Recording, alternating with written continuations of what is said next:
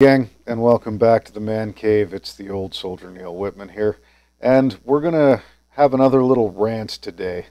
I'm gonna rant at you for a bit on the difficulty of the right thing. I'm gonna start with a little bit of a personal story. So, when I was 21, 22, I went to Haiti. I was a platoon commander. I was responsible for 35 guys. We were doing stability operations because the government of Haiti had basically run away with the piggy bank, and there was no government, and there was no functional police, etc., etc. And it wasn't a happy experience. We did some good. Ultimately, it didn't come to anything, but we tried to do the best we could to help people and bring some kind of stability to that place in the brief time that we had there. So I was out on patrol one day. We're up in the hills, just me, half my platoon, my medic was there with me, and a woman comes up to me, and she has got a baby in her arms. Now, it's worth knowing before I explain this that in Haiti at that time, the estimate we had was that about 40% of children died before they were 2 because of lack of any sort of medical treatment for infectious diseases. And this probably 8-month-old baby, hard to really call that, maybe smaller because malnourished, might have been 12 months, was in her arms, and she came up very frantically. She approached me and said, through my interpreter in Creole, "Help my baby, help my baby." And so I paused to look at her, and she thrust the child into my arms, tears streaming down her face, and was yelling, "Save my baby." So I without even knowing how to respond, I've got this child in my hands. I call over the medic. The medic comes over, and he looks at the child, and it's like bleeding out of its eyes. And he's like, I don't know, boss. Like, I think it's meningitis, but this kid's dead already. It just hasn't stopped breathing. And even if it wasn't, I have nothing that I could do for this child. I don't have the antibiotics to save a child like that. There's nothing we can do, you know? And so I tried to explain this to the woman, and I tried to give her child back. She wouldn't take the child. She was like, take my child, save him. You're the Westerner with all the medicine. Like, just make him live. It's almost like, I don't even care if he comes back to me. Just make him live. Don't let my baby die, my son die. And I'm trying over and over again to try and just calmly tell her, look, I can't do this. And she wouldn't take the child back from me. So I put the child on the ground gently because I was in the middle of a mission and I had something that I actually could do, which is go and gather information to find the insurrectionists and gang members that were causing such harm to the people, and then arrest them, as we did many times. And she grabbed me by the straps on my tactical vest and just started to scream into my face, "No, no, no, save my baby, save my baby."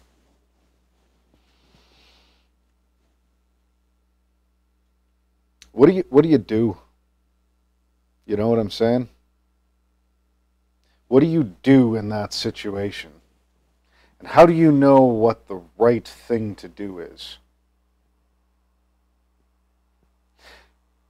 I'm telling you that because what I did was I grabbed her by the shirt and I pushed her down on the ground and I said, I can't help you. And I pushed her away and I walked away from her and left her there with her child dying in the street. And that is hard.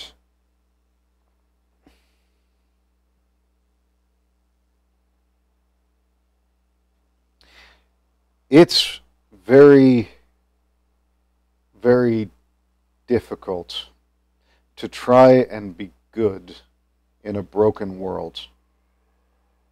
Now, I've been asked the question, what is a man supposed to do in order to do the right thing in the middle of the cesspool of our world with its divided ideologies and so much hate and confusion?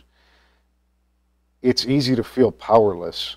I can tell you I felt very powerless right there to do anything good because I was like, there was literally nothing. There was no good outcome in that situation. And that actually was very crushing for me because I hadn't joined the army to get my kicks killing people. Never particularly bothered me when I had to do it, but that's a different story.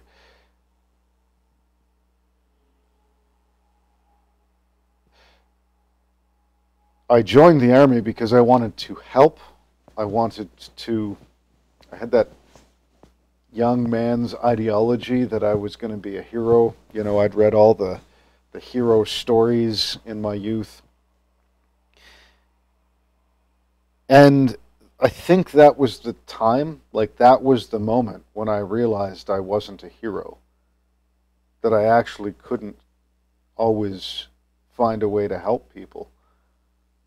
And that there were situations that are beyond my ability to bring to a good outcome.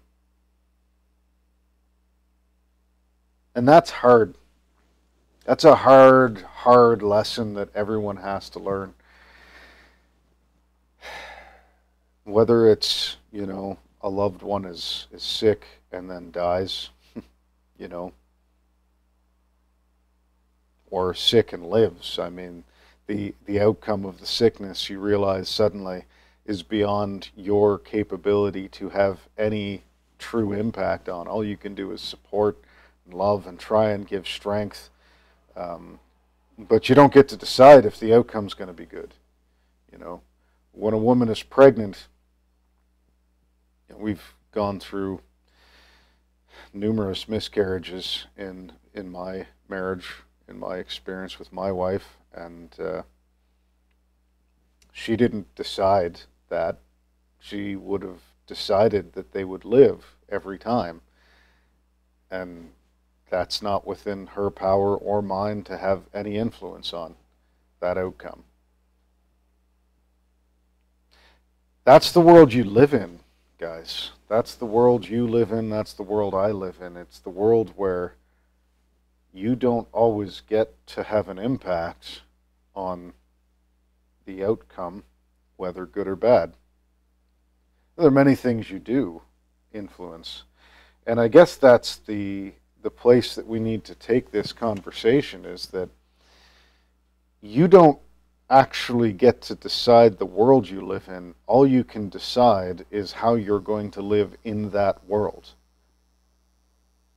You need to totally understand that and incorporate that completely into your worldview. Because if you have a wrong worldview and a wrong image of what you are inside the world, it's going to crush you and chew you up and spit you out.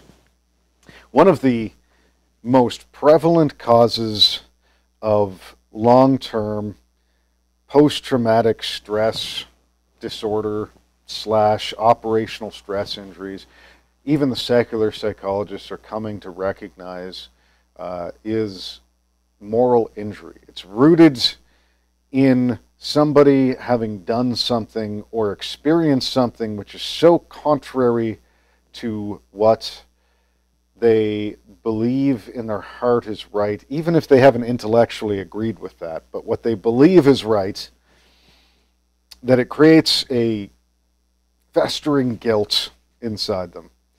And that moment was one that absolutely had to change my worldview because I was guilty. I was guilty because I had told myself that I was going to be the one who helped people. And then I couldn't help people. And so even, it doesn't matter if what I did was wrong or right. It matters that it was contrary to what I believed I needed to do, and then I wasn't able to do it. And that I was only able to resolve when I surrendered humbly to recognizing that I am not the Savior. So, when I was finishing my career in the military, after I'd elected to retire, I got to spend my last 3 years in a training company, and I trained every course that I commanded in ethics and values, the Canadian Armed Forces ethics and values. You know how difficult that is when there's not actually a foundation? This is the fundamental problem, is that we have raised 2-3 generations of people that are not rooted in ethics that have a foundation beyond "I said so." There are all kinds of ethical systems. I could walk you through them. Not sure if it would be enormously profitable to do so, but maybe very briefly, you'll be familiar with utilitarianism, which is the argument of a consequence-based ethics system that you determine what is the greatest good and the least harm, and you do that.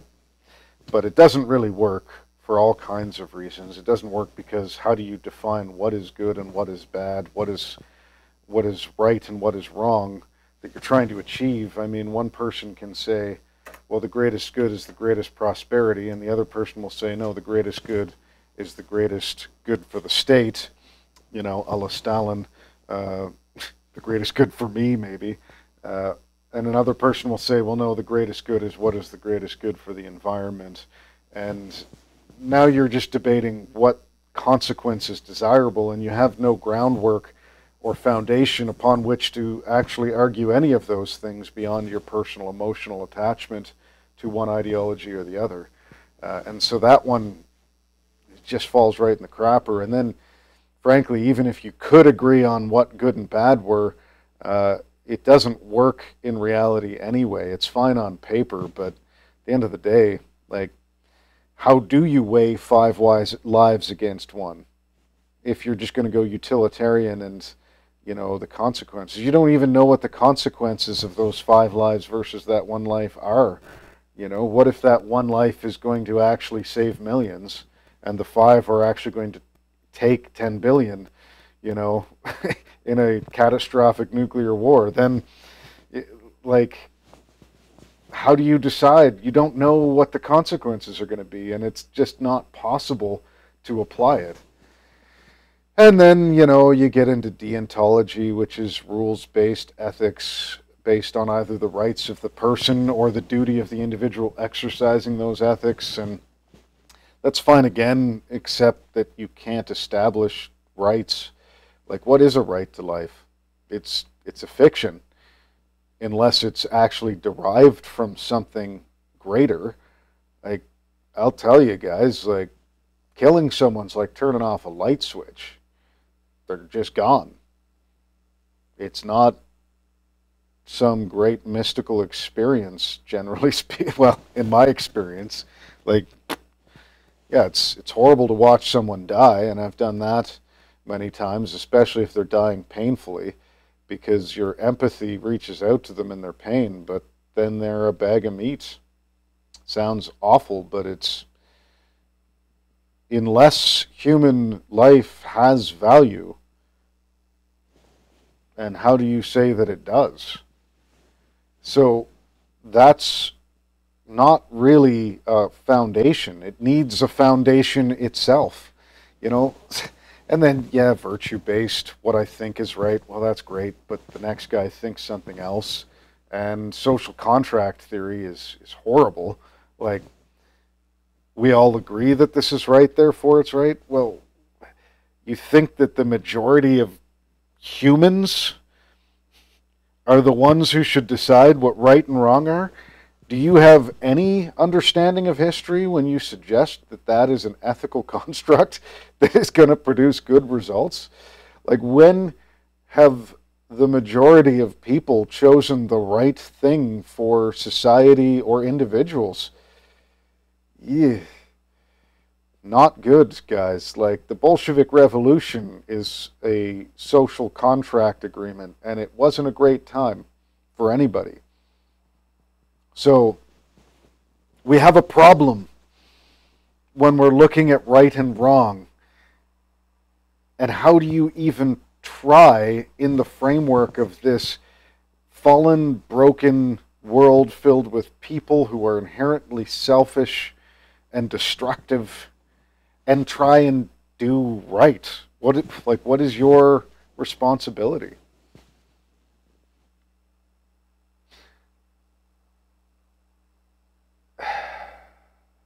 So here are the principles that I have found and which I know to be true in bringing me to the place of being able to do right in every situation, even if that doesn't mean that I'm able to prevent all harm.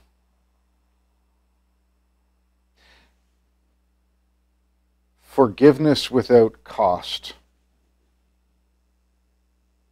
This is a principle of Christian truth that secular humanism also has taken into itself, even if it doesn't really have a grounds to say this. It's rooted in the parable of the unforgiving servant. And if you don't know that parable, then you need to look it up, because that's Matthew 18. I'm actually going to make sure as we're talking right now. The parable of the unforgiving servant is one of the most fundamental teachings of Christ that has altered the way that Western society has developed. I mean, there's so much more. But if you can just read this parable, it's Matthew 18, 21 to 35, then you will understand so much about how the West has developed and how our ethical systems have developed, and why those are different than Eastern principles and cultures, honor-based cultures. The parable goes something like this. I'll just paraphrase it for you. There was a servant who owed a lifetime's wages to his master. And he goes to his master, and his master says, I'm going to cast you into debtor's prison, and you will not get out, I tell you truly, until you pay every penny. And he begs and weeps for mercy. And his master says, very well, I will forgive you the entire debt. You owe me nothing. You're free. And then he walks out of the presence of his master, and there is a fellow servant who owes him a week's wages. And he says, give me my money. And the other fellow says, I can't pay you right now, but I'll get it for you as soon as I can. And he says, nope, you're going to debtor's prison. And then, of course, that's reported to the master, and he hauls the servant, who he'd forgiven a lifetime's wages, back into his presence, and he says, you would not forgive a little when I forgave you everything. You are going to prison now, and I tell you, you'll never get out. That principle only works if you recognize that you yourself are a fallen person with a debt that can never be repaid. You need to recognize that you yourself have done things to hurt other people that you can never undo. And I'm telling you that that's true of you, just as it is of me. You have done things that have hurt other people and hurt yourself, and you cannot undo them. They are done, and doing good things doesn't undo those bad things. You have a debt. And if you recognize that that debt is to God, whose creations made in his own image, that he cherishes because of the worth that he gave them, that you have done harm to his creation and so offended him, and then you accept that he is willing to forgive you for that, and you know what kind of a person you are, capable of doing those things, you then no longer accept that you have a right to demand forgiveness of anyone. That principle is so freeing. It's so freeing in all of your relationships that you never demand justice who has brought injustice. And of course, that's not the same thing as saying that you don't seek to bring about justice for others. It's saying that you don't demand personal justice because you recognize that you have been forgiven for personal injustices against others. And so you seek forgiveness, and then you seek to live a life that does not demand personal recompense, but the second principle instead, which is unconditional love. Unconditional love, which needs to be rooted in the first principle for us to even begin to approach it. Unconditional love is what it says, right?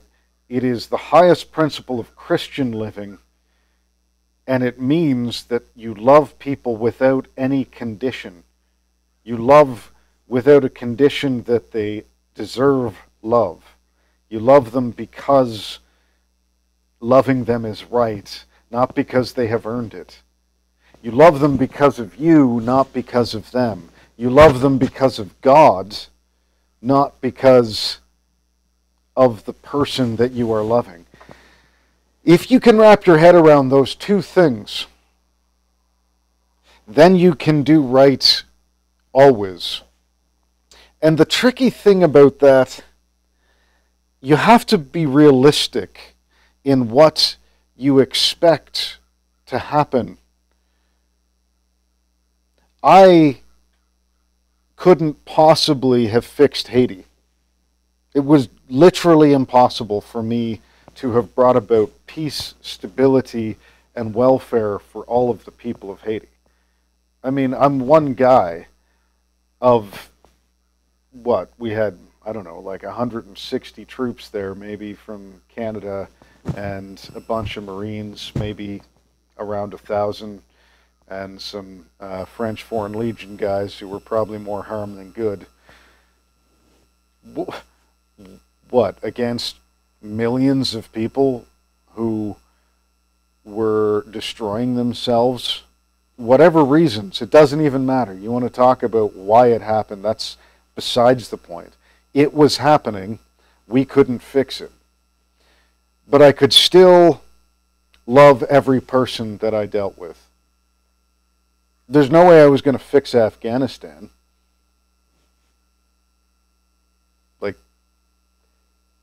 the idea was so obnoxiously idealistic with the wrong ideals that we could fix Afghanistan by bringing them democracy, that it's just absurd. It's not even why we were there. We were there to create a strategic hub in Central Asia so that we had a place to project power from, if we're being honest. The trying to bring justice and school to girls and all that other stuff, that was just a nice consequence, perhaps, of what we were really doing, that we could try and do that. But it wasn't going to happen. That doesn't work. If you want to change a society, the only way to do it is by changing hearts. And you don't have the power to change everyone's hearts or anyone's hearts. All you can do is love the person in front of you. And if you can do that, then you might actually change that person's heart by the grace of a higher being, by God's influence through you. But it's not going to happen because you made it happen. That's just not going to happen. So here's the really difficult thing, is that every single situation has right and wrong in it. And there is black and white, but it's not based on rules. It's based on unconditional love. This is what Jesus said, by the way, if you're not tracking this, and this is actually what God said to the Israelites in the Old Testament, is that you are to love God with all your heart, mind, soul, and strength, and you are to love your neighbor as yourself. Jesus said these two principles sum up the entirety of the law and the prophets. Like, those two principles, if you can apply them in every situation, they're helped by, obviously, the rest of Scripture to know what that looks like. And yet, those two principles, if you can apply them, are everything, and they're the answer to every single situation you'll find yourself in. Everything is black and white. There may be a number of white solutions, if you will, to a problem that you're confronted with. The wave may cross the x-axis a whole bunch of times, and there might be 1,000 different things you could do which all express love. And there's an infinite number of things you could do that don't. And you need to understand, too, that doing the right thing isn't the whole of it, because you can do the right thing but not actually have a loving heart in it, and it is then not the right thing, for you at least. And it will not be personally satisfying and answer the spiritual need that you have to be moral unless you actually do it because of love, and with that at the center of who you are. This is the highest calling, and it's impossible to actually satisfy completely, and it's absolutely impossible to satisfy it all completely in your own strength. You aren't able to do this. You actually do need to reach outside yourself and seek God's help in this. But I am telling you guys that you are going to confront things in your life that you have no power to bring to a good outcome. All you can do is choose to be the good in that situation. And if you're following my biblical series, then on this principle, at whatever cost, that you have to do it at whatever cost to yourself. If you compromise because it costs too much, you will create the conflict inside yourself that will ultimately tear you to pieces. Moral injury is so important to understand that you actually need to do good. And good is it's a state of mind and attitude, not just a state of action. You need to choose to love, not because someone deserves it, but because it's right.